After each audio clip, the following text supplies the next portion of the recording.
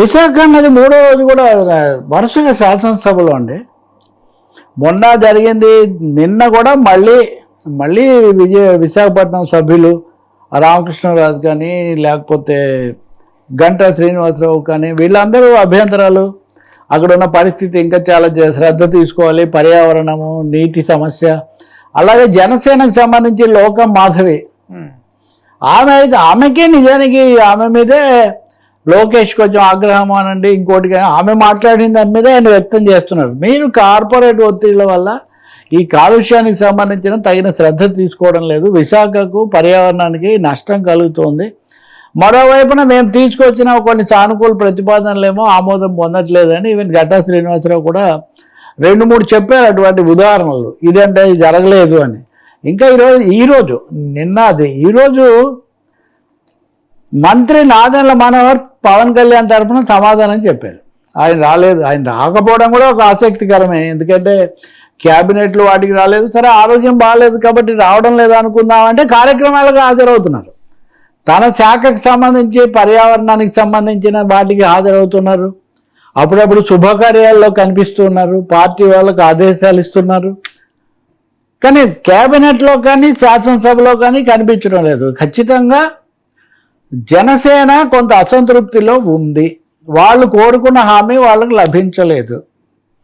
అది ముఖ్యంగా స్థానిక ఎన్నికలకు సంబంధించిన సీట్ల కేటాయింపు, వార్డుల కేటాయింపు, ఫార్ములానే కుదరలేదు. కూటమిలో ఫార్ములా ఇంతవరకు వర్కౌట్ కాలేదు.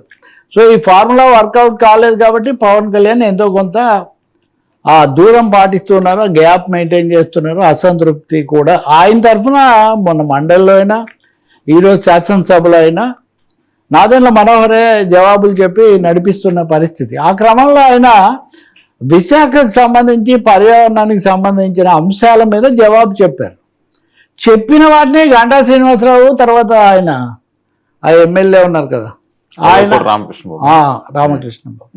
ఆయన సవాల్ చేశారు. నిన్న లోకం మాధవి అభ్యంతరాలు చెప్పారు.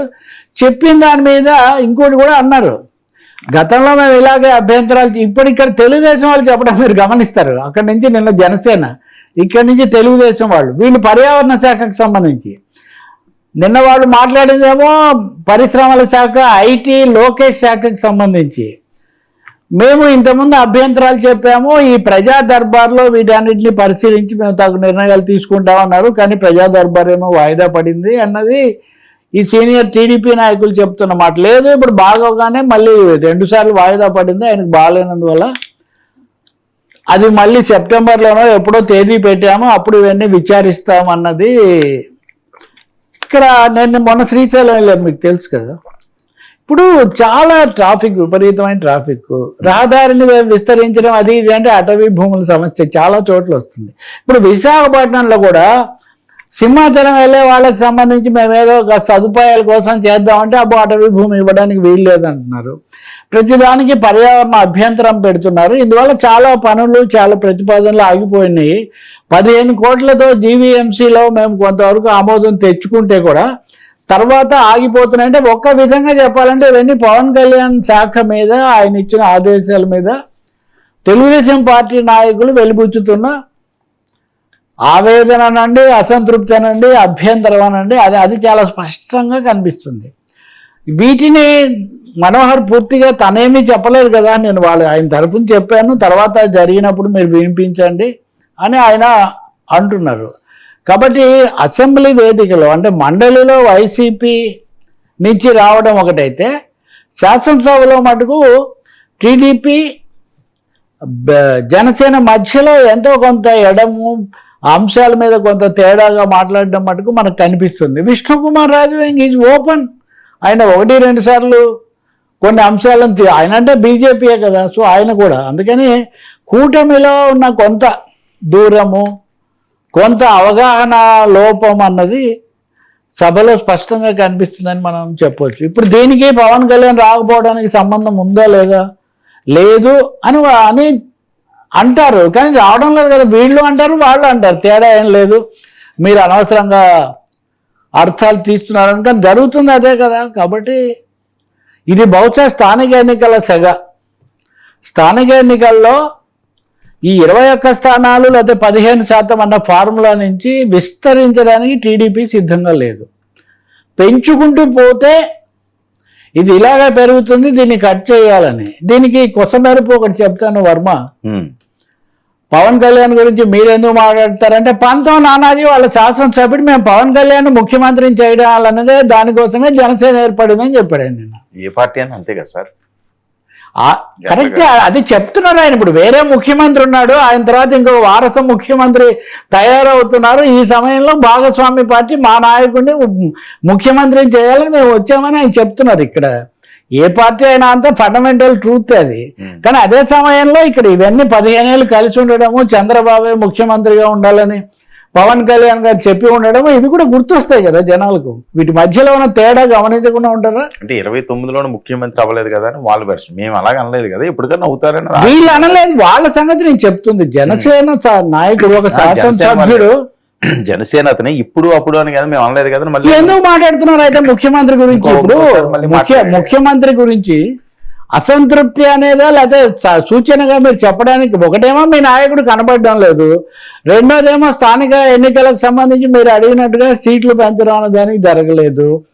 నాగబాబు ఒక చైర్మన్ అయినప్పటికీ కూడా దానికి సంబంధించిన ప్రక్రియ ఒక ఆర్డర్లో సమగ్రంగా అందరి భాగస్వామ్యంతో జరిగిందా అంటే దశల వారీగా ఏదో జరిగింది. కాబట్టి పిక్చర్ ఫార్ ఫ్రమ్ క్లియర్.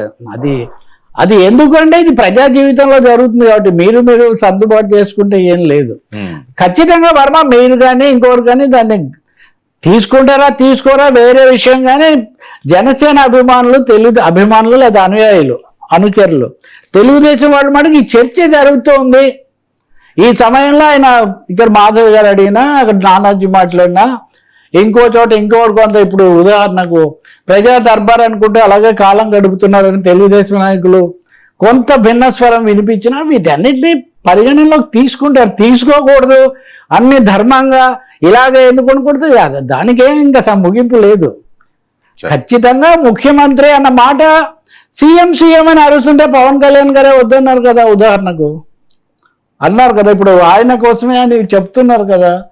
అందువల్ల అజెండాలో అది ఉందా లేదా ఇక్కడ ఒకటే ప్రశ్న.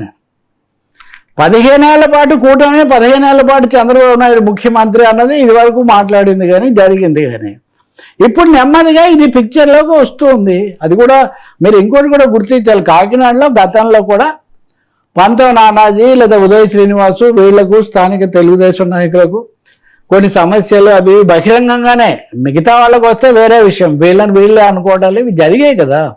అందుకని జరుగుతున్నది పరిగణలోకి తీసుకోవడం ఏమవుతుంది అది వేరే విషయం. అది చంద్రబాబు లేకపోతే లోకేష్ వాళ్ళు చూసుకోవాలి. ఇంకోటి కూడా మీరు గమనించాలి, తెలుగుదేశం నాయకులు కూడా ఎప్పుడు తేల్చి ఏం చెప్పడం లేదు, మాకేం సమస్య లేదు, జనసేన సంతృప్తికరంగా ఉంది అని వాళ్ళు కూడా ఏం చెప్పడం లేదు.